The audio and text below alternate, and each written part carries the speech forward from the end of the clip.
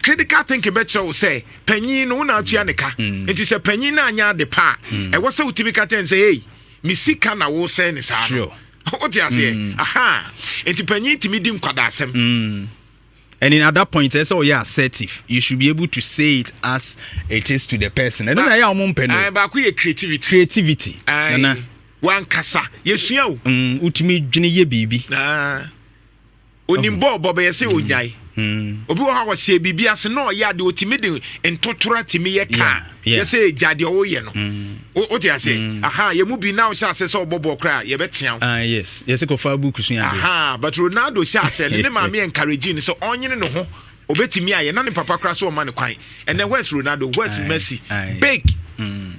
creativity ma akra no engineering otimi se nyoma menka se ne nsa se ade enti ma ne nyoma na obetimi asese na enhaw enti to le bia wonim se me mai omu du baabi omu nsa fechire nyoma enti me ko bia baabi na ma koto sa nyoma no puzzles ne obetimi asese no etoro bia crayon no obe say na but me nkobo no me sa tofo frama no so abunsu o draw word no ho ai ni nyina ka ho no obe draw ho idea design bi mane kwan obe say word no ho mane kwan o ti ase enti obi a wa wo no ne ho nhyɛ da nyefe eye sa na tie obe jeja toys egu ha but oduru ba bia no aka ten say okay we jeje go no ansesa na on hyehyɛ ne ye ye disua de e mane ye very creative ye mono obo ni e bono akrabone no ase ha eno na di ehu to yeso no ba ko e collaboration say ye nya nyoma bom yes but ene no e den ye nyina ye tontos o ti ase but ye ntimi collaborate hu say oh ye betimi ayama na ye fe o ti ase ye nka ye sika bom ene small scale mine ama galamse ase yi imagine say emu 10 say ye ka ye nyina ye ho abom na ye de sika bom ni aye large scale mining ni aye to say Anglo Gold Ashanti kebeboa o but esan greed intino obia pese onya concession na o say asase no but imagine say asika no makeka boma etimi tua intebia nipa 10 are investing in large scale mining and we may ye and no crana na etimi the innovation ba chere say on say adwin ni ba ko fotri etimo kam ho bom e bia wo na nka susu say ye ni say ya ne beboa ba another person so be susu ye say ya ne beboa mbe ka bom obo say mo aye bibi extraordinary and that is why developed countries no one mo echo o manim kese because they believe in ideas we find the emra o mo collaborate with other countries other aspects no match o ma ba yen ko conference yen ko ye we ba Ghana ni no oni mu anu atena so because you know how to collaborate and then acquire more of competition and then many pay kunipa no definitely and the social media ye competition obi ware a person kire say no ware ne nam fo ware obi wo a na so person kire say unnecessary competition but then life no ye ba collaboration onko antimi nye ti we bua we nyina yesua o communication how to communicate say the osi kasa it's part of it sanyoma we nyina ye part of the 21st century for the other ones no too and nyoma we na ubenso obi a wosua no ohu wiase different because ebetimi aye NDC MPP nyoma na akosi say say wonya saa nyoma we na ye kire wa wo ye leader ohu ekwan abefa saa nipa no ye stronko the problem about these MPs ne MCs ne regional ministers ne nasebo dodo na anye creative dodo na twen say sika free crime ba it is sika free crime ba e dan ne be say say anye sika from the budget a ontimi nya hwe into what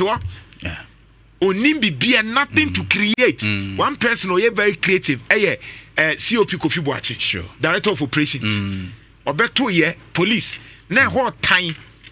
but oba no de na adwene say metimi ayama na yiye oyema na yiye involve private for collaboration here. The other thing ma me a wuti me maybe lines no for this session.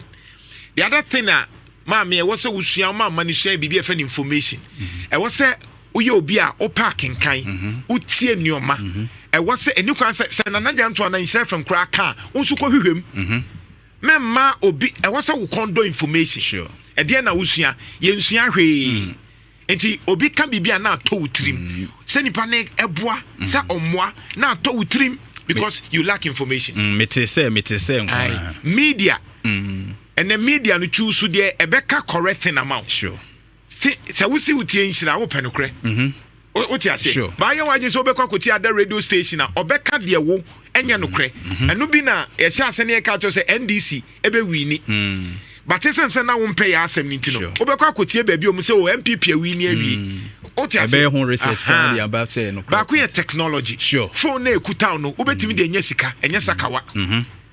enti enkwada dodo na nim technology na boys ni bebre didi ho enti ma wo ba ni nsua IT technology computer because any obi a say computer literate by a man what is how be no or first class but nim anything computer yemfo adwumam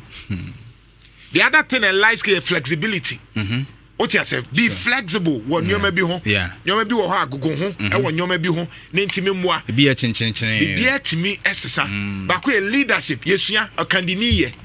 za nyoma we ehia enne 21st century ba ko initiative yen kan ye bato ye wan kasa timi kasa ade we enya san but me pese me hye bibia sese ba ko productivity oso beba mfaso ene Ghana for obi wa adwuma mu a eno anso wo ho ne suni mfaso onima no productivity bibia nsi and this is where Ghana for ye lack no abai din hye beba 24-hour economy obebie wa adwuma anipa no obewia because ono wo ho no onye na adwe so de bi ka ho obetena ho from anopa on medjuma obanso a unhu de wo ye or pretend say wo ye adwuma na bos ebo na mfaso bi ama okokra say ebo 5 or twen kakra sum obeka say yapon ochina konebra ai for abadwuma bebre no kra de ebo 4 de na ate afa so nothing is happening but me baby am wo apart from her me ko fie 5 da